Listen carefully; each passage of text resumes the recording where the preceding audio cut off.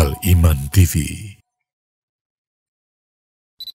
Apa yang dinukil ya dari para sahabat Nabi SAW tentang makna-makna Al-Quranul Karim, dari ayat-ayat Al-Quranul Karim yang dinukil dari para sahabat itu, karena fi dzalikal manqul anhum min urufi sawa'un bisawa'in. Jadi makna itu betul-betul mendekat dengan apa yang diinginkan oleh Al-Quranul Karim. Oleh karena itu dalam menafsirkan Al-Quran, pertama kali tafsir Al-Quran bil Quran, ayat dengan ayat.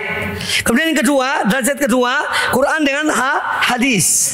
Kemudian yang ketiga, Al-Quran dengan perkataan sahabat. Karena perkataan sahabat adalah hal-hal yang betul-betul mereka memahami Al-Quran itu ya. Assalamualaikum warahmatullahi wabarakatuh. Innal hamdalillah nahmaduhu wa nasta'inuhu wa nastaghfiruh wa na'udzu billahi min shururi anfusina wa min sayyiati a'malina. May yahdihillahu fala mudilla lahu wa man yudlil fala hadiya lahu. Wa asyhadu an la ilaha illallah wahdahu la syarika lahu wa asyhadu anna Muhammadan abduhu wa rasuluh. Ya ayyuhalladzina amanu taqullaha haqqa tuqatih ولا تموتن إلا وأنتم مسلمون. يا أيها الناس اتقوا ربكم الذي خلقكم من نفس واحدة وخلق منها زوجها وبث منهما رجالا كثيرا ونساء واتقوا الله الذي تساءلون به والأرحام إن الله كان عليكم رقيبا. يا أيها الذين آمنوا اتقوا الله وقولوا قولا سديدا يصلح لكم أعمالكم ويغفر لكم ذنوبكم ومن يطع الله ورسوله فقد فاز فوزا عظيما. أما بعد فإن أحسن الحديث كتاب الله وخير الهدى هدى محمد صلى الله عليه وآله وسلم وشر الأمور محدثاتها وكل محدثة بدعة وكل بدعة ضلالة وكل ضلالة في النار. Ma'asyiral ikhwah, para jamaah sekalian rahimakumullah, ikhwani wa akhwati fillah, alhamdulillah pada kesempatan yang baik ini kita kembali dipertemukan oleh Allah Azza wa Jalla dan kita akan memulai kajian kitab Idahul Mahajjah fi bayani sabilis salaf fi akhdhid dini wa fahmihi wal amal bihi wad da'wati ilaihi li fadilati Syekh Faisal bin Qazzar Al-Jasim hafizahullah ta'ala. Jadi kita akan mempelajari salah satu buku kitab tentang manhaj, tentang manhaj berkaitan dengan manhaj salaf. Manhaj itu artinya metode cara beragamanya para salaf. Bagaimana mereka beragama? Ya, beragama Islam ini. Di dalam fi bayani sabil as-salaf, dalam menjelaskan tentang jalannya para salaf fi akhdhiddin, dalam mengambil agama Allah ini. Bagaimana mereka menerima agama Allah ini dari Nabi SAW. Wa fahmihi, dan di dalam memahami agama Allah. Wal amal bihi, dan bagaimana mereka dalam mengamalkan agama Allah ini. Wad da'wati ilaihi, dan bagaimana mereka berdakwah menyeru manusia kepada agama Allah Subhanahu wa taala. Karena kitab ini bukan kitab yang mudah, dia memerlukan ta'liqat, penjelasan, keterangan. Maka alhamdulillah Allah memberikan taufik kepada saya, dan ini sudah diketahui oleh penulis buku ini. Saya menulis ta'liqnya yang saya sebut dengan ta'liqatun da'at ilaihal hajah. Yani ta'liqat, beberapa komentar, penjelasan, keterangan yang memang dibutuhkan oleh kondisi kita di negeri ini. Maka saya sebut dengan ta'liqatun da'at ilaihal hajah ala kitabi Idahil Mahajjah. Ya. Ini buku yang akan kita kaji supaya kalian yang mengikuti kajian buku ini tahu, ya. Bisa jadi nggak ngerti, dapat fotokopi bawa pulang, nggak tahu ini buku siapa, ya. Maka buku ini semua yang berada di bawah, di hasyiah, di hamisnya itu dari tulisan saya, ya. Sedangkan di atas itu matannya, yang atas itu matannya. Dan ini sudah disetujui oleh penulis, bahkan beliau mengatakan insyaallah nastafid min qalamikum. Ini menunjukkan tawadhu'nya mereka para ulama. Insyaallah saya mengambil manfaat dari pulpen Anda ini. Beliau adalah salah seorang syekh alim di negeri Kuwait, Al-Kuwait. Baik, kita melanjutkan pembahasan yang sudah kita bahas sejak awal tahun, yaitu sampai halaman 76. Baik, kita lanjutkan dengan babu wujubi taqyidi fahmil kitabi was sunnati bi fahmi salaf, halaman 77. Qala al-musannif rahimahullah ta'ala atau al-muallif hafizahullah ta'ala, bab wujubi taqyidi, bab tentang kewajiban taqyid fahmil kitab wa sunnah, untuk mengikat, qayyada yuqayyidu taqyidan, untuk mengikat dalam memahami Alkitab itu Al-Quranul Karim dan sunnah Rasulullah SAW, harus diikat dengan bifahmi salaf, dengan pemahaman para salafus soleh, para sahabat, tabi'in, dan orang-orang yang mengikuti mereka. Salaf di sini tentu yang dimaksud adalah pertama kali adalah sahabat Nabi alaihissalam. Mengapa demikian? Kok kita dalam memahami Al-Quran dan Sunnah harus dikaitkan pemahaman kita, diselaraskan dengan pemahaman mereka, para sahabat? Jawabannya adalah karena mereka yang hadir ketika turunnya Al-Quranul Karim. Mereka mengetahui sebab-sebab turunnya ayat-ayat Al-Quran. Kemudian mereka hidup bersama Nabi SAW. Mereka yang mengetahui sebab Rasulullah SAW menyampaikan satu hadis, namanya asbabul wurud. Kalau Al-Quran namanya asbabun nuzul, itu bedanya. Kalau asbabun nuzul itu kebanyakan pada Al-Quranul Karim. Istilah asbabun nuzul, sebab-sebab turunnya ayat, itu pada Al-Quranul Karim. Kalau hadis asbabul wurud, ini istilah. Apa sebab wurud hadal hadis? Apa sebab Nabi SAW menyampaikan hadis ini atau mengucapkan hadis ini? Ini dua istilah yang berbeda yang Anda harus tahu. Ada asbabun nuzul, ada asbabul wurud. Kalau al-wurud untuk hadis, kalau an-nuzul untuk Al-Quranul Karim. Jelas? Baik. Karena mereka para sahabat yang mengetahui asbab nuzul, sebab turunnya Al-Quran. Mereka mengetahui sebab al-wurud, sebab Nabi SAW menyampaikan satu hadis. Kemudian mereka adalah orang-orang yang paham bahasa Arab.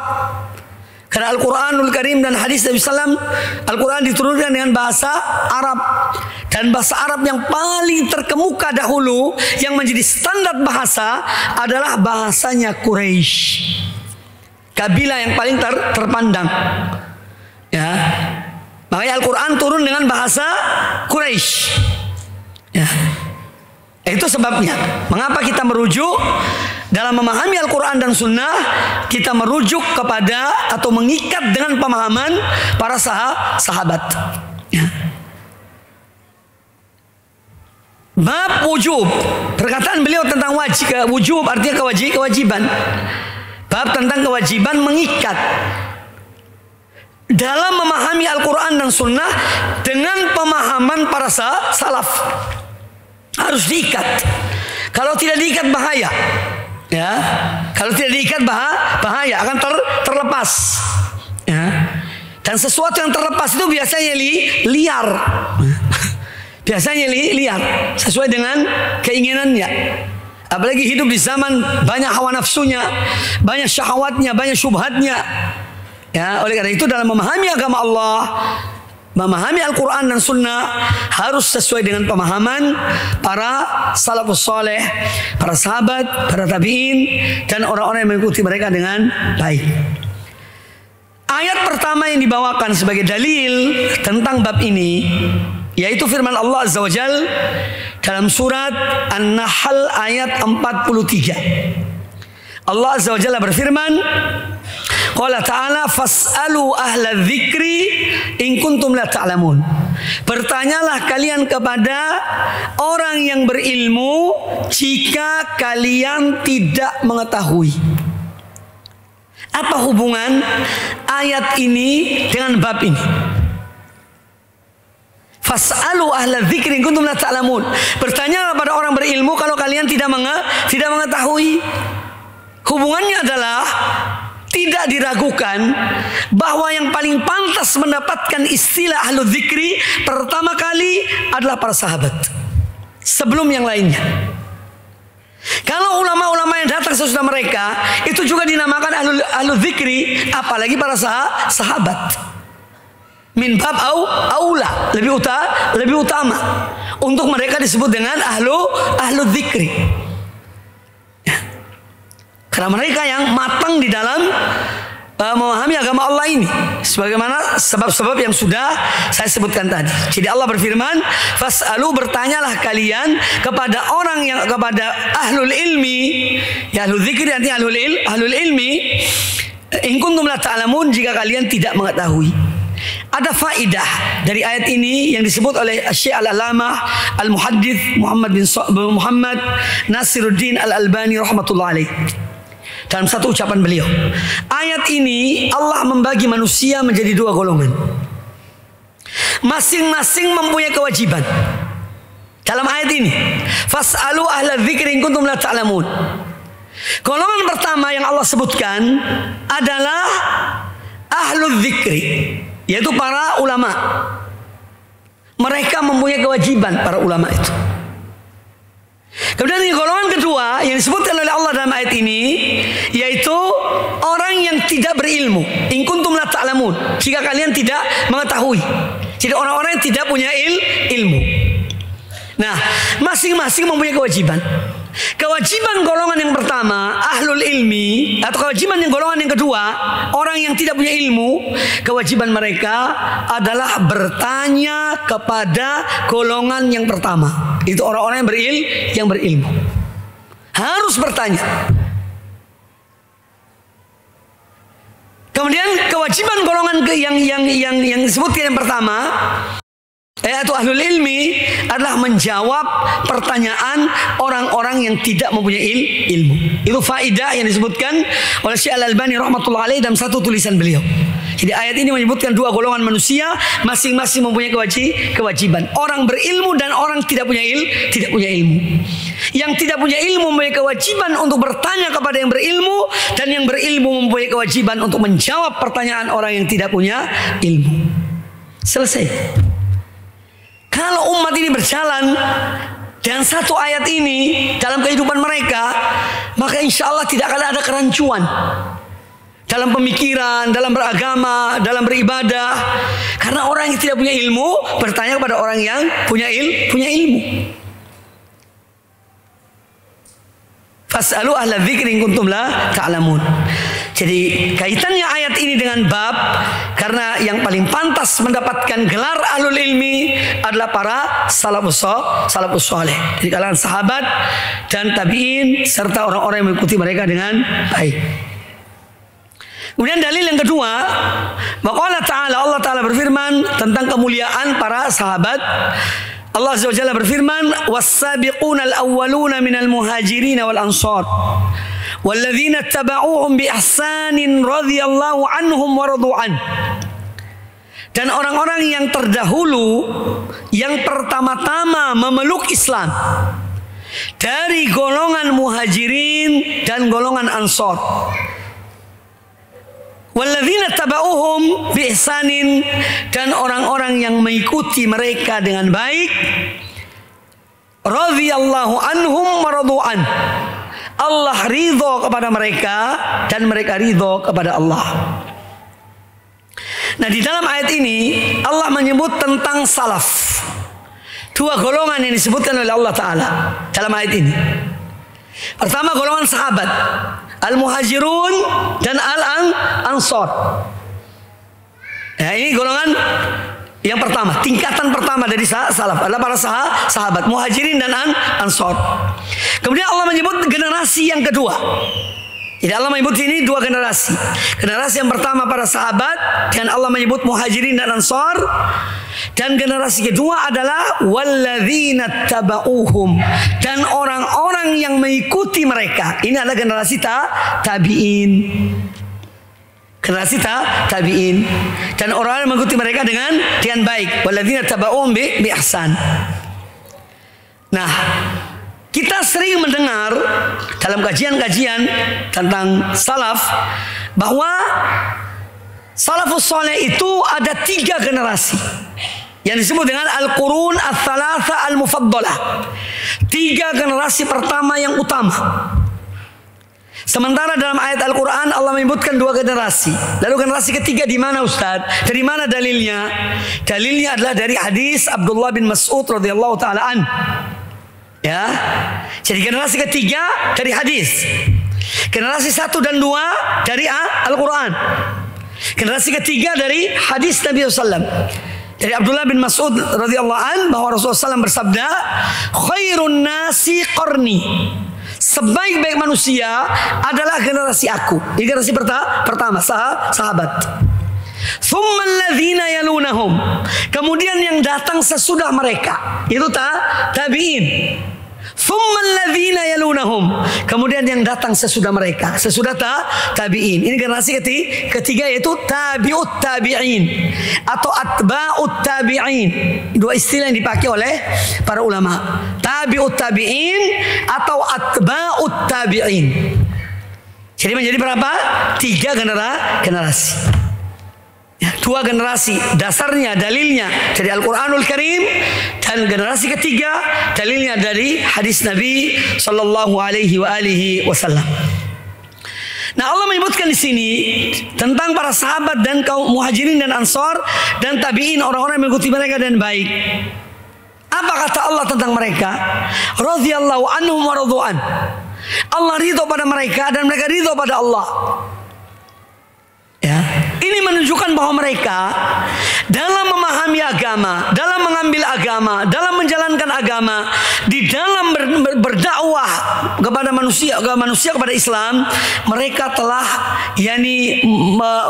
melakukan hal yang tepat dan benar, makanya diridhoi oleh Allah Subhanahu wa taala. Artinya mereka secara kolektif Allah ridho pada mereka karena perbuatan mereka yang benar. Sebab Allah tidak ridho pada perbuatan yang tidak benar. Nah, ketika mereka generasi pertama ini, ya, Allah ridho pada mereka karena iman mereka, karena ilmu mereka, ibadah mereka, ya, maka kita harus mengikuti jalan mereka. Seorang yang ingin mendapatkan ridho Allah harus mengikuti orang-orang yang telah diridhoi oleh Allah. Ya.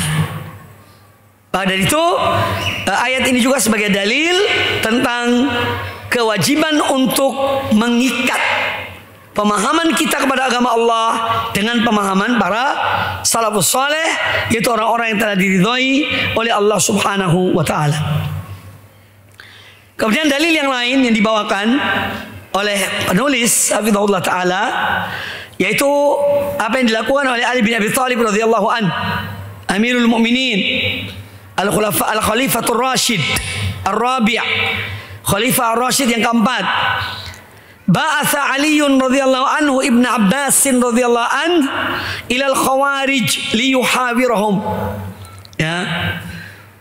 Ketika Ali bin Abi Thalib radhiyallahu anhu menjadi khalifah, Amirul Mukminin yang keempat, di sana terjadi sekelompok manusia yang memberontak. Ya, itu kaum Khawarij. Mereka diperangi oleh Ali bin Abi Thalib. Mereka diperangi dan mereka memerangi. Nah, Ali bin Abi Thalib mengutus kepada Al-Khawarij untuk berdialog dengan mereka. Ya, untuk berdialog. Liyuhawirahum. Faqala lahum fi awwali ma qal. Ketika Ali bin Abi Thalib mengutus Abdullah bin Abbas ini misanan Ali bin Abi Thalib. Karena Abu Thalib bersaudara dengan Al-Abbas bin Abdul Muttalib. Abu Thalib bin Abdul Muttalib, Abbas bin Abdul Muttalib. Nah, paman Rasulullah SAW ketika diutusnya Rasulullah SAW itu yang hidup ada 4 orang. paman Rasulullah SAW, ketika beliau diutus ada 4 orang. Ya, 2 tidak beriman, 2 beriman. Yang tidak beriman Abu Thalib dan Abu Lahab. Tapi 2 orang ini berbeda. Yang satu membela walaupun dia tidak memeluk Islam, yang satu menentang dakwah Rasulullah. Ya, yaitu Abu Lahab. Sampai turun surat tentang Abu Lahab, tabbat yada abi lahabin wa tab, karena dia menentang dakwah Rasulullah sallallahu alaihi wasallam. Sedangkan saudaranya yaitu Abu Thalib, beliau tidak menentang. Beliau malah membela Nabi alaihi wasallam. Selama Abu Thalib masih ada, karena beliau orang terhormat di kota Madinah, di kota Mekah, tidak ada satupun orang Quraisy yang berani mengganggu Rasulullah sallallahu alaihi wasallam. Itu diantara hikmahnya. Ya, hikmah apa?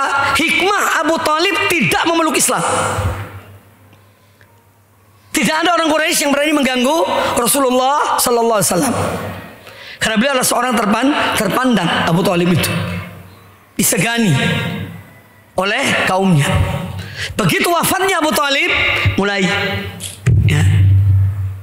mulai diganggu Rasulullah SAW itu. Sampai akhirnya beliau hijrah ke Madinah. Sedangkan 2 paman Rasulullah SAW yang memeluk Islam adalah Hamzah bin Abdul Muttalib dan Al-Abbas bin Abdul Muttalib. Itu 2 yang masuk Islam. Nah, Abdullah bin Abbas bisanan Rasulullah sallallahu alaihi wasallam.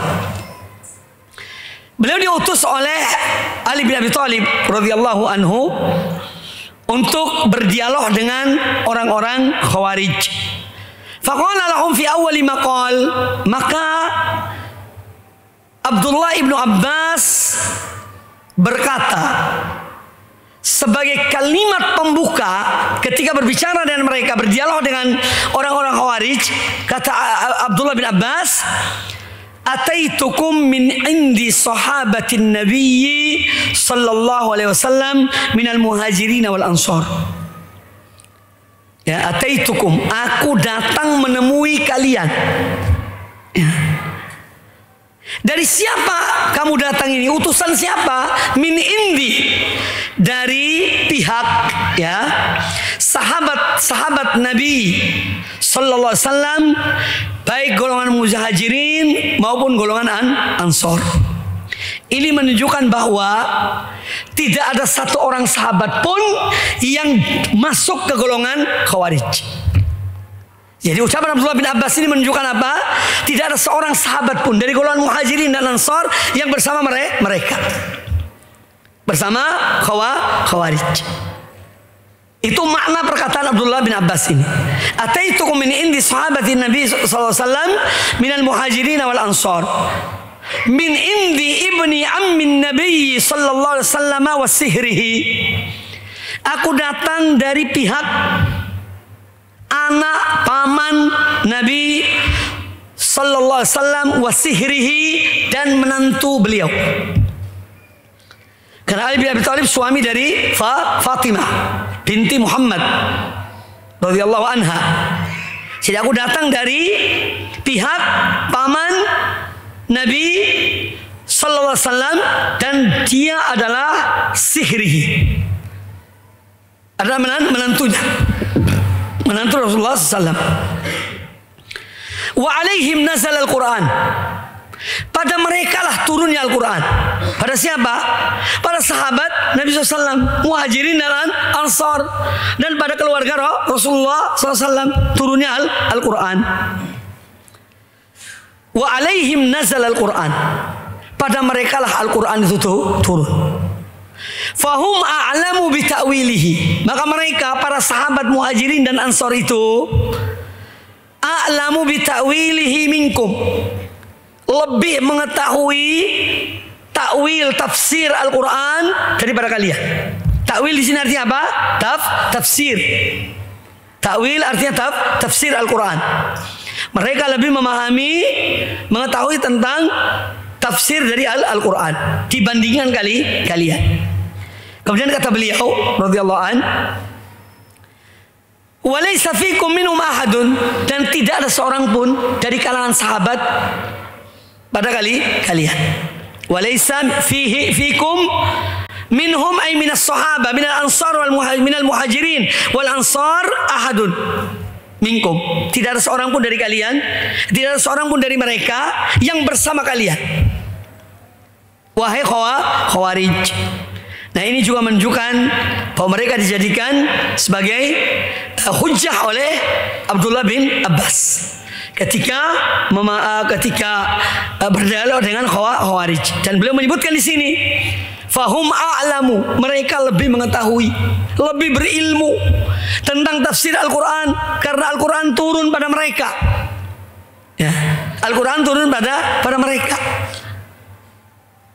Ini dalil yang berikutnya tentang kewajiban mengikat pemahaman salaf, pemahaman kita kepada Quran dan Sunnah dengan pemahaman salafus saleh.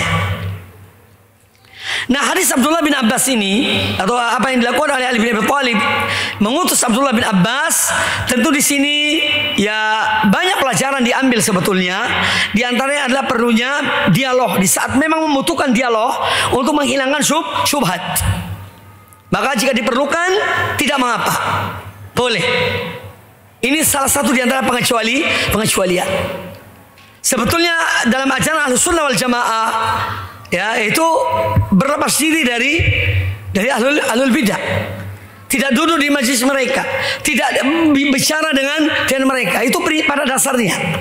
Tapi di saat ada kemungkinan mereka itu bisa kembali, ya, dan dialog iqamatul hujjah, maka harus ada dialog.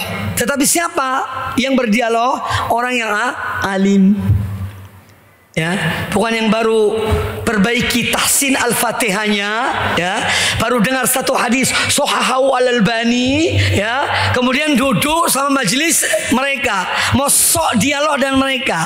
Hati-hati, ini sekarang banyak muncul al-mughtarrun, orang-orang yang mughtar, tertipu dengan dirinya, melihat dirinya masya Allah, padahal tidak ada apa-apanya, ya, terus bantah sana bantah sini, ya.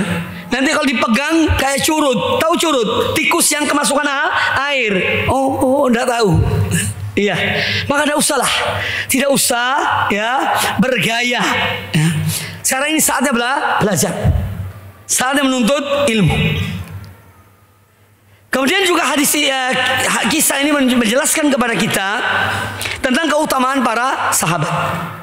Keutamaan para sahabat radhiyallahu anhum ajma'in dan ketinggian ilmu mereka, ya, ketinggian ilmu mereka.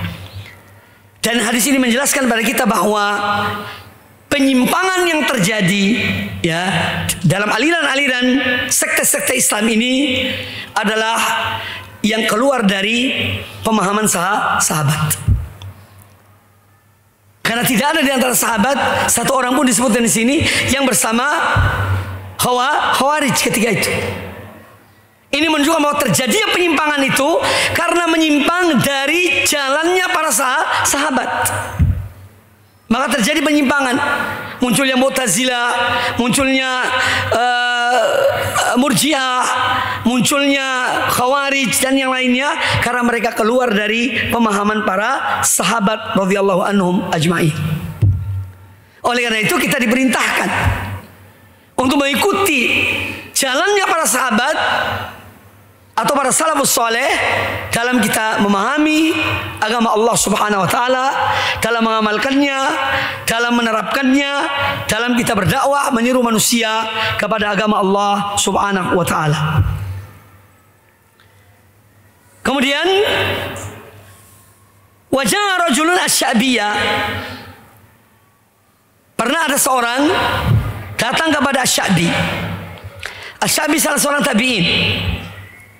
Fasa'alahu an syai', salah satu ulama hadis dari golongan tabi'in. Datang seseorang kepada Asy-Sya'bi. Orang itu bertanya, fasa'alahu an syai'in. Orang itu bertanya tentang sesuatu. Faqal, maka kata Asy-Sya'bi rahimahullah taala, kana Ibnu Mas'udin yaqulu fihi kadza wa kadza. Kata Syabi, dahulu ini dalam menjawab pertanyaan orang itu. Dahulu Abdullah bin Mas'ud, ya, beliau mengatakan dalam masalah ini begini dan begitu. Kata orang yang bertanya itu, ya, akhbirni anta biro'yika. Beritahukan pada aku tentang yang aku tanyakan itu, apa pendapatmu? Jadi seakan-akan dia mengatakan, aku tidak bertanya tentang pendapat Abdullah bin Mas'ud. Yang aku tanya pendapatmu apa? Paham? Akhbirni anta biro'yika. Beritahukan pada aku, kamu ya Syabi, apa pendapatmu dalam masalah yang aku tanyakan. Faqal ala ta'jabuna min hadha. Mendengar ucapan orang ini, spontan Asy-Syabi mengatakan, ala ta'jabuna min hadha. Apa kalian tidak merasa aneh orang ini? Apa kalian tidak merasa heran dengan orang ini dari ucapannya? Ya. Akhbartuhu an Ibni Mas'udin. Saya memberitahukan pada dia tentang apa yang menjadi pegangan Abdullah bin Mas'ud dalam masalah yang dia tanyakan. Wa yas'aluni an ra'yi. Sementara dia bertanya pada aku tentang pendapatku dalam masalah tersebut. Wa dini indi atharu min dzalika. Ya. Jadi agamaku, jadi aku ini beragama, lebih aku utamakan ini apa yang aku ambil dari mereka. Dari Abdullah bin Mas'ud, dari para sahabat, bukan dari diri aku. Itu kata Syabi. Wallahi, kemudian kata Syabi, wallahi, demi Allah, la an ataghanna ughniyatan.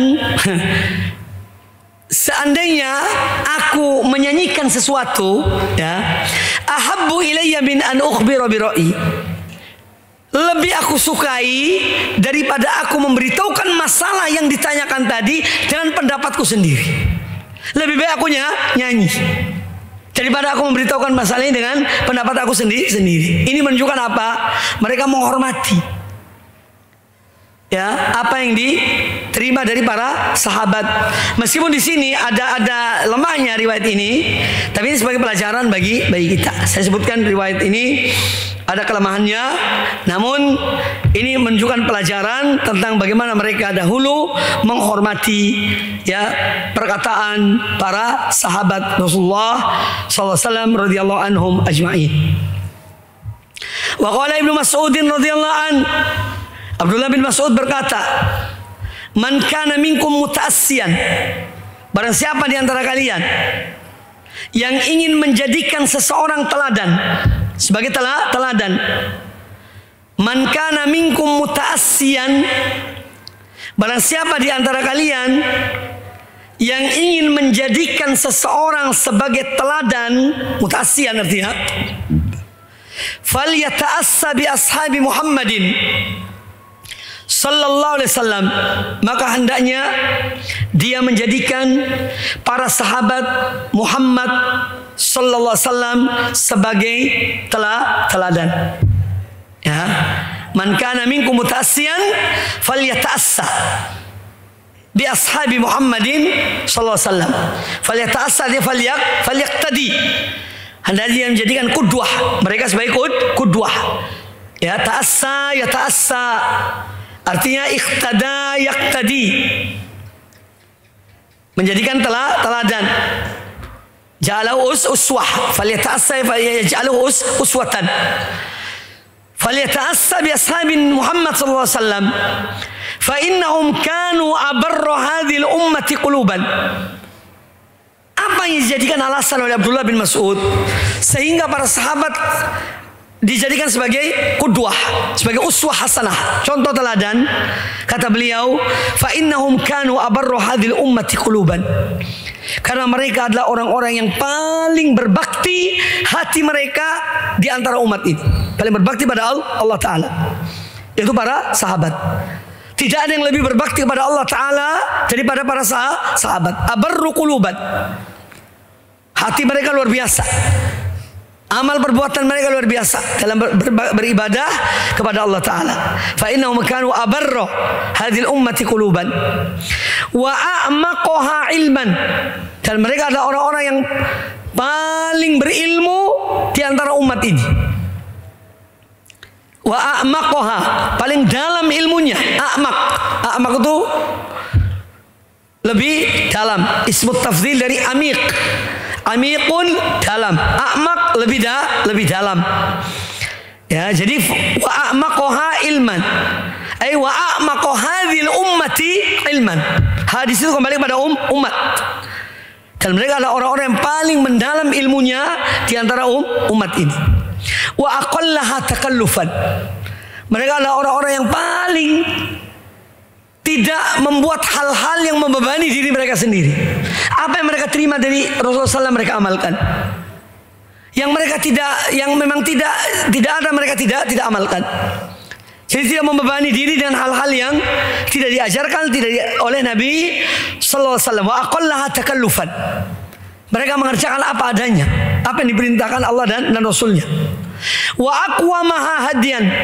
Dan mereka para sahabat adalah orang-orang yang paling lurus petunjuk mereka. Wa aqwama hadhil ummah. Ya, orang-orang yang paling lurus dari umat ini dalam mengikuti petunjuk Allah, hadian. Wa ahsanaha halan. Dan mereka adalah orang-orang yang paling baik keadaan mereka ya dari semua umat ini. Yang terbaik adalah mereka. Keadaan mereka. Jadi keadaan agama itu terbaik di zaman Nabi SAW. Wa ahsanaha ay wa ahsana hadhil ummati halan. Generasi yang paling baik keadaan mereka dari umat ini, yaitu para sahabat. Siapa mereka? Qaumun ikhtarahumullah. Mereka adalah suatu kaum, ya, suatu kaum yang dipilih oleh Allah. Ikhtarahumullah, yang mana Allah memilih mereka li suhbati nabiyhi, untuk mereka bersahabat dengan nabinya, ya Nabi Allah itu Muhammad sallallahu alaihi wasallam. Qaumun ikhtarahumullah. Ya. Ikhtaro ijtaba, ikhtaro intakhaba, memilih. Kaum yang dipilih oleh Allah untuk menemani, untuk bersahabat dengan nabinya. Wali iqamati dinihi, dan mereka kaum yang dipilih oleh Allah Ta'ala untuk menegakkan agama Allah. Li iqamati dinihi, dinillah, dhamir kembali kepada Allah, nabiyihi dhamir kepada Allah, dinihi juga kembali pada Allah. Fa'rifu lahum fadlahum, maka kenalilah kalian akan keutamaan mereka, para sahabat. Ya, fa'rifu lahum fadlahum, ketahuilah kalian, kenalilah kalian akan keutamaan mereka, para sahabat itu. Wattabi'uhum fi atharihim, dan ikutilah mereka dalam jejak-jejak mereka. Athar, jejak mereka, ikuti mereka. Fa innahum kanu 'alal hudal mustaqim, karena sungguhnya mereka berada di atas petunjuk yang lurus. Ini juga sebagai landasan daripada perkataan Abdullah bin Mas'ud, ya, untuk apa? Kita mengikat pemahaman kita kepada Quran dan Sunnah dengan pemahaman para sahabat radhiyallahu anhum ajma'in. Wa qala al-Imam Ahmad, al-Imam Ahmad bin Hanbal berkata rahimahullah, usulus sunnati indana, prinsip-prinsip dasar sunnah menurut kami. Artinya prinsip-prinsip dasar ahlus sunnah. Kami sebagai ahlus sunnah, prinsip-prinsip dasar kami adalah at-tamassuku bima kana alaihi ashabu Rasulillah sallallahu alaihi wasallam, yaitu berpegang teguh kepada apa yang menjadi pijakan para sahabat Rasulullah sallallahu alaihi wasallam. Ya, at-tamassuk, berpegang teguh.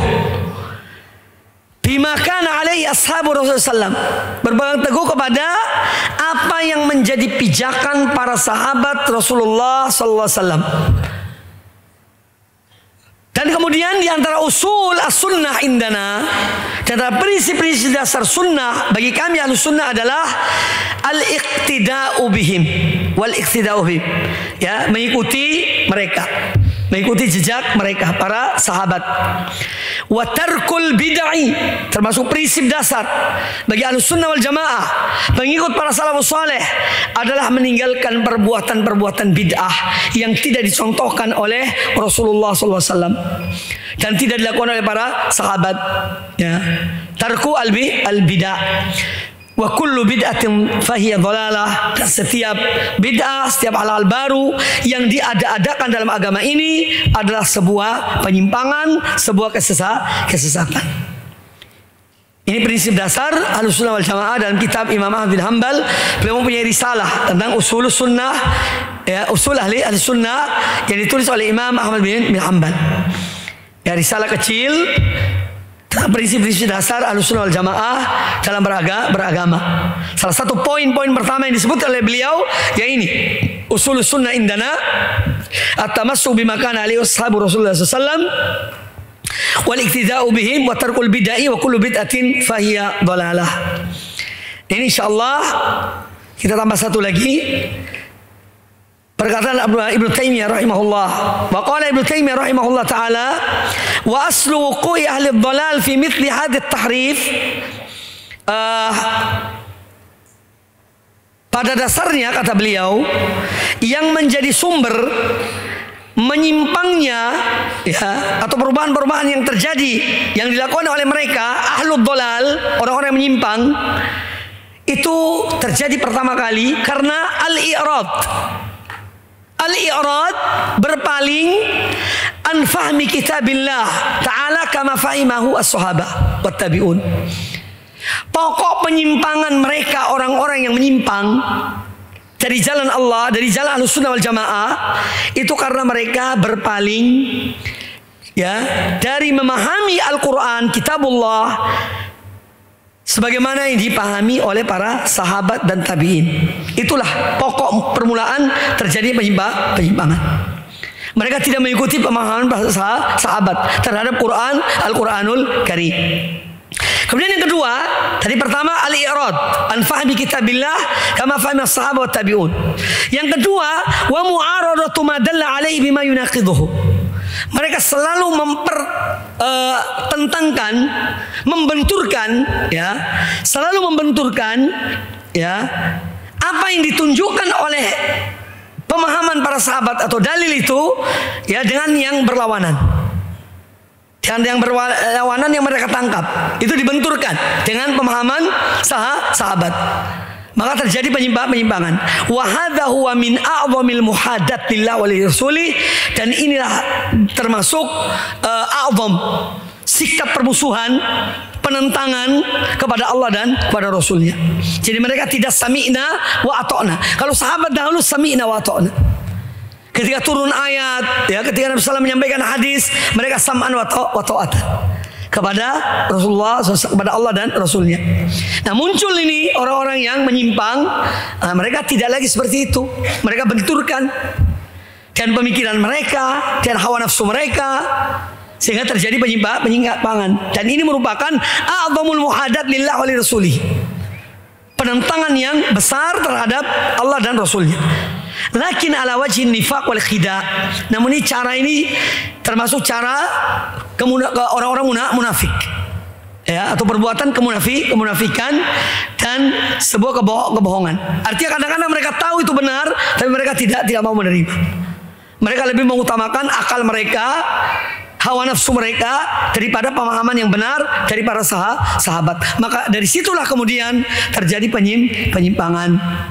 Baik, saya kira cukup. Insyaallah kita lanjutkan pada kesempatan akan datang. Baik, untuk menutup kajian ini ada kalimat satu, ya, nanti insyaallah al-masail pada pertemuan akan datang. Wa qala Syekhul Islam Ibnu Taimiyah, al-manqul anis sahabati min ma'anil Qur'an kana fi dzalika kal manqul anhum min hurufi sawa'un bisawa'id. Artinya secara umum yang dimaksud oleh beliau, apa yang dinukil, ya, dari para sahabat Nabi SAW tentang makna-makna Al-Quranul Karim, dari ayat-ayat Al-Quranul Karim yang dinukil dari para sahabat itu, karena fi dzalikal manqul anhum min hurufi sawa'un bisawa'id. Jadi makna itu betul-betul mendekat dengan apa yang diinginkan oleh Al-Quranul Karim. Oleh karena itu dalam menafsirkan Al-Quran, pertama kali tafsir Al-Quran bil Quran, ayat dengan ayat. Kemudian yang kedua, derajat kedua, Quran dengan hadis. Kemudian yang ketiga, Al-Quran dengan perkataan sahabat. Karena perkataan sahabat adalah hal-hal yang betul-betul mereka memahami Al-Quran itu. Ya. Ini yang dimaksud oleh Syekhul Islam Ibnu Taimiyah rahimahullah taala. Baik, aku qouli hadza wa jazakumullahu khairan. Ya ikhwah sekalian, kalian kalau ada waktu kosong ya, kalian pelajari buku ini dan buku apa saja. Kalau ada waktu kosong, ulangi bacaannya itu, dibaca. Tidak sekadar di majelis ini, supaya kalian tuh bisa mengingat bisa memahami dengan benar karena masih segar dibaca, didengar keterangannya. Jadi usahakan ada waktu untuk paling tidak melewati satu halaman dibaca, kemudian tutup, ingat-ingat apa yang dimaksud. Supaya ilmu itu membekas, jangan sekedar melewati begitu saja, ya. Tapi ulangi, usahakan untuk mengulangi, mungkin 15 menit, 20 menit. Kalau kita pegang HP sampai berjam-jam kok bisa? Bangun subuh pertama dilihat sudah penuh apa belum? Ya benar apa enggak? Ya, kalau enggak masuk kepikiran, ya Allah, enggak penuh ya. Iya, 1 jam di isinya hanya 30. Berarti ini rusak mikir. Rusaknya itu alat jazz, harus pergi. Ini belum wudhu loh, ini belum wudhu. Nah, kenapa itu kok bisa dilebihkan daripada membaca kitab-kitab ini atau pelajaran? Oleh karena itu saya menghimbau pada Anda, begitu selesai kajian, Anda punya waktu sedikit, ambillah sedikit dari waktu Anda, 15 menit, 10 menit, 15 menit, ulangi apa yang dikaji itu, supaya dia lebih membekas. Demikian aku qouli hadza wa jazakumullahu khairan. Subhanakallah bihamdika, asyhadu an la ilaha illa anta, astaghfiruka wa atubu ilaik. Wa sallallahu wasallam wa baraka ala nabiyyina wa ala alihi sahbihi ajma'in.